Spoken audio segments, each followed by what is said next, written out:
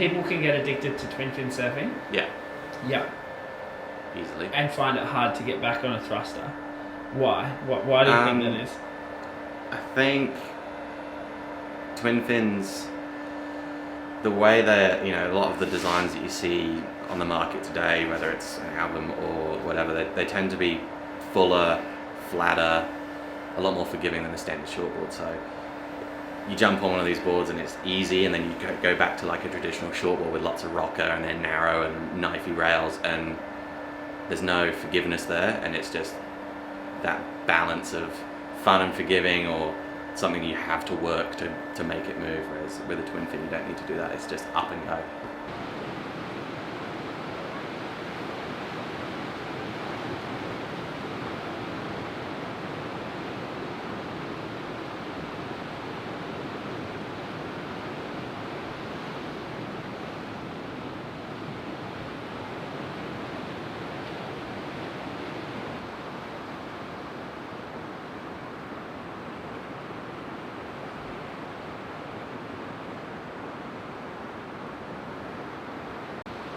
Far out. I mean, it didn't ride like a twinny. It felt like it wanted to be surfed like a shortboard, and it just held. You could rip into it as hard as you wanted. Absolutely loved it. So that one definitely is coming back. Probably straight to the final. It was so good. But my main concern is, if you look at the tail, one session in, I'm already stomping through it. There's some pretty significant compressions here already. So that makes me a little bit concerned about how the longevity of the board. Maybe just a super light glass job, but the board itself, far out. Welcome back to episode 3 of the world's greatest twin fin. In this episode, I'm announcing the top 4 surfboards that will be coming through to the final surf off at a super secret location next week. Surfing so many different boards does funny things to your surfing. You start to wonder if you're losing it, and if you surf terribly in a session, if it's actually you and not the board that sucks. Ultimately, in the end, I know that my opinion is just that, an opinion. But in this case, it's an opinion that makes a big economic impact to the top shapers in our test, and a big impact on who you guys might potentially share your hard-earned money with. Most of the boards that I've gelled with over the past few years have felt fantastic from the very first wave, like a seamless integration of what I want to do on the wave and then what actually happens. In a twin fin, I'm looking for that same effortless feeling that carries you from critical manoeuvre to critical manoeuvre without losing speed or drive. And overall, I want the surfing experience to be easy, because I know this will translate perfectly to the everyday surfer. We're getting closer and closer to finding the greatest twin fin on earth. Let's rip in. This episode is brought to you by the Surfer's Roadmap. If you haven't heard about it yet, it's the online surfing university designed to take your surfing from wherever it is now to the next level. Whether it's surf flow movement classes, working on your bottom turns or top turns, or implementing a surf skate routine, we've got you covered. You can join over 6,000 students smashing their surfing goals via the link in the description below. I need your help. Over on Instagram in the next day or two, I'm going to ask you to vote in our People's Choice Award for the Twin Test. In doing so, you'll go in the draw to win one of the surfboards. That's right, your very own brand new twin. Head on over to Kale's Broccoli to check it out. Yes, I think you can. I think it's just the speed they project when they're on rail. You got to kind of let the twinny dictate the surfing you're doing in a sense. Got to make sure I can be seen. Surfer's Roadmap Rashi. Feel like I'm in a contest.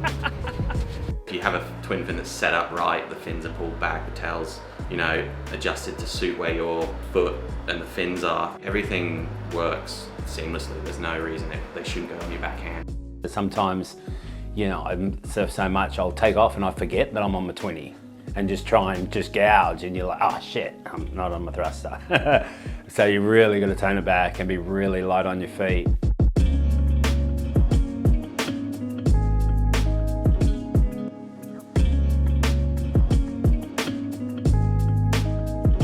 20 will kind of give you the speed that you need. It's a good way to learn how to surf, I think, or learn how to power slide with it, slide in and kind of connect it and then make it look really nice and keep on going like that and get like a figure eight going from top to bottom.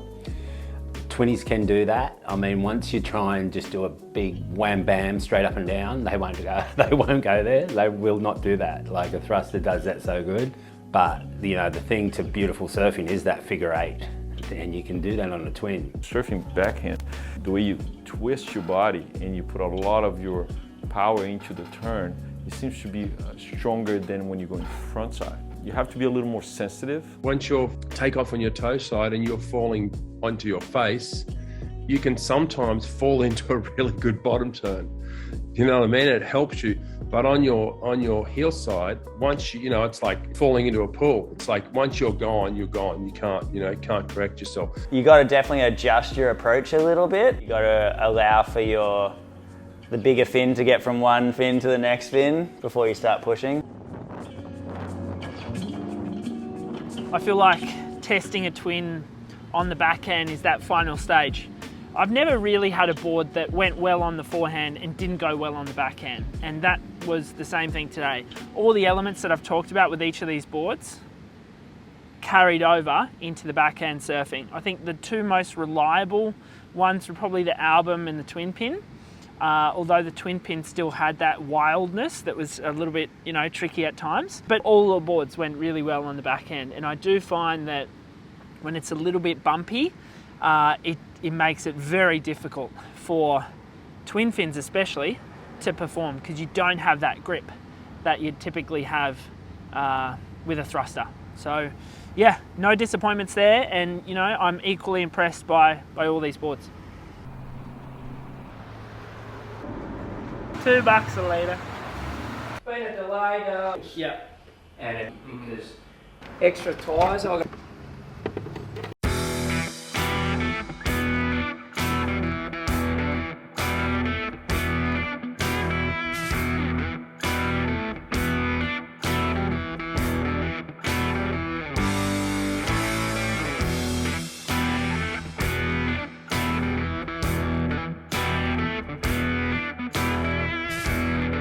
The moments where I felt this board was really special was just standing there and waiting for the section to come, and that way it would just go really fast in those circumstances. So, or in that position, yeah, it just felt really good. You could feel water like zooming under the board, which is a pretty good feeling.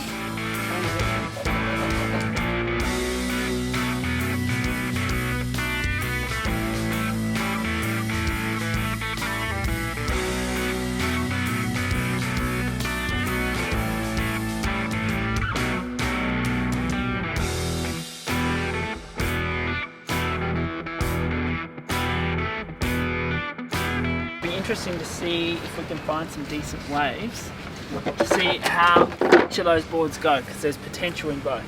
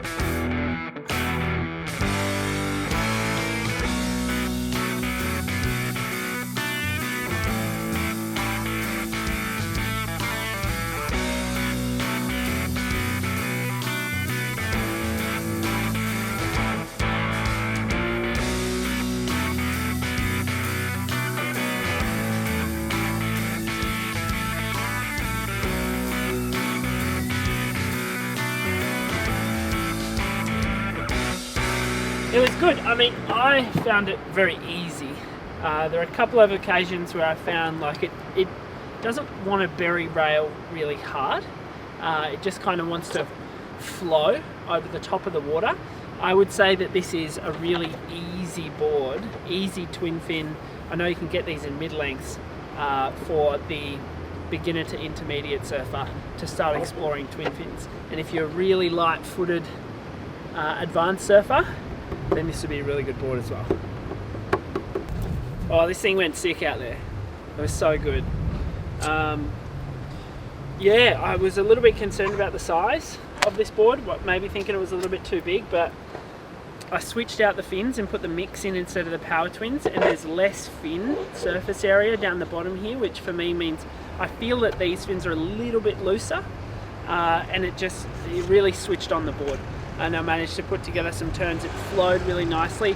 It rolled from rail to rail really well, to the point where I'm going to take this one through to the final. It's a really nice board. I'm stoked with this one.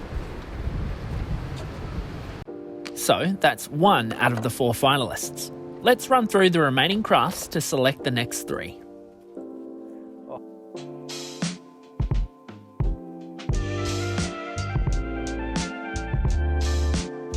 So the Axod is a really nice board. I keep saying that it's really easy and fun, but there are moments where the arc that I can draw with this board is a little bit limiting.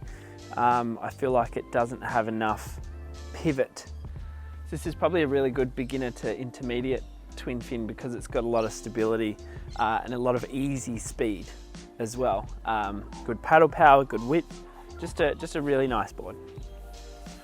The Sharp Eye is a very technical twin fin. We've sort of been saying that it feels like and looks like a short board, more so than a twin fin, and it definitely surfs that way. It seems that it just really wants to be pushed to its absolute limit. I don't think I've been able to slide the fins out on this at all, because it's got a lot of grip, and that may be with those channels in the tail. We've got 4 channels here creating a nice little bite into the wave. It's a wide board and it goes really fast. There's just a couple little moments, and then aesthetically where I don't really jive with it, but this is a board that I could really see it would take me like 3 weeks or 4 weeks, and I would get really used to it, and then I'd never get off it. I can tell that immediately, but right now I'm not thinking that it'll be moving on to the final. The twin pin. This is also a fantastic surfboard. I really didn't think I would like it. It's shaped like a shortboard, and generally these sort of tight shaped shortboards I just don't like, so I was a little bit worried, but lo and behold, it's an incredible surfboard. Performs really well, sort of surfs mostly, I would say, like a shortboard rather than a twinny, but it's got something back here that comes alive when you're a little bit forward on the board. You can kind of dance forward a little bit to get off this area, and then it kind of kicks up and pushes you forward. I think there's something there. And then you can feel that same feature during cutbacks where you're going through a turn, and this seems to lift a little bit out the water just here around the fins, and you can feel almost like an aeration under the board that really lifts it and helps it slide a little bit, which for me translates to, it feels like a twinny when you want it to. So yeah, this board's definitely a keeper, and it's going to be coming through to the final. The Stacey Bullet Twin, this is again one of the boards that I feel like is just lacking a little bit of twin fin characteristic to it, which is weird because it really looks like a twin fin. I mean, it looks like a classic twinny, but for some reason it really does feel like it's surfing like a shortboard. There's a lot of anchorage back here in this round tail. I find round tails tend to bury themselves in the water a little bit and slow you down, but also provide stability and grip, right? But I just find it's a little bit too much. It only comes alive on a steeped out, sort of pockety bucketed wave, which for me is not the typical waves that I'd ride a twin fin in. So that's why this board won't be moving through to the final. The Chili went really well whenever the waves got good, but there were just a couple of moments where it would max out its turn, sort of where I would consider to be halfway through the turn. Like I'd want to do a big sort of wrapping roundhouse to hook back into the pocket, but it wouldn't let me go all the way to the pocket. It would just want to go down. And even when I had some big sections to hit, which this board really likes, I wanted to be able to throw the fins a little bit more and find some looseness. But I think because of where the fins are and how far back they are, on the board, they're providing such a stable sort of position to surf off. And this sort of sharp swallow here, just sort of biting into the wave, it's not quite loose enough. And I think that's one of the characteristics of 20s that I really like, is the ability to go loose when you really want it to. So this is a board that it's actually really unique and probably something I would ride in, you know, Hawaii or up on the Gold Coast at Snapper or something like that. It's basically, I would ride this board whenever I would want to ride my shortboard. That's when this board came alive. I really like it, but as a 20, I just don't think for the everyday surfer, even for me, it's not going to work in those sort of moderate waves, which is when I'd normally ride a 20. So yeah, good board, great board. Can't really fault it too much, but just doesn't have that squirt in perfect 20 waves. The light bender, I mean, this board is insane. I've said it a couple of times. It's everything that I want from a twin fin, and it has that. It's everything you want from a twin fin. The only thing that's lacking in this board is a little bit of paddle power. I'm just still getting a little bit tired paddling it. I have been catching waves really easy, but when it's in a little bit of foam, I'm just like finding it a little bit hard. And that may be just because it's a 5'4", a 5'4" surfboard. So it's a little bit small, but it's an incredible surfboard. And that's definitely coming through to the final because it's that good. The Christensen is a classic twin fin. It's a really nice board. A lot of width in it, and just, it's almost like a really stable kind of boaty board, but one that you can maneuver quite well. For whatever, I don't like the look of this tail, but I found it really works, which is interesting because I was a little bit worried about trying this because I know they've got such a cult following. And I just found that it turned really easily. It turned a little bit slower than a lot of the other boards. It's not really like a high performance twin fin. I can't really fault this board, but it just doesn't have that zip, that electricity, that I would want from a winning surfboard out of this test. But regardless, this is a really nice board. If you live on a point break or you surf point breaks a lot, and the point break is from, you know, 1.5 foot to 5 foot, this board's going to be great. So I would recommend it, but it's not coming through to the final. The Hayden was a favourite from the start. I rode it really early on in the test and then sort of let it go for a while because I really liked it. Rode everything else and then kind of thought, oh, maybe it's not as good as I thought. And then I had a couple of sessions on it in pretty good waves, like really classic 20 waves, and I was just like, this board's ridiculous. It's so, so good. I actually started riding it with the keels later on instead of the uprights, the mix or the power twins, and it just is a really incredible board. It's smooth, it's fast, it's very similar to the light bender. Very similar. So yeah, that one's definitely coming through to the final. On the next episode, the final episode of the Twin Fin series, I'm heading to Surf Lakes to put the JS, Album, CI and Hayden through some advanced tubes.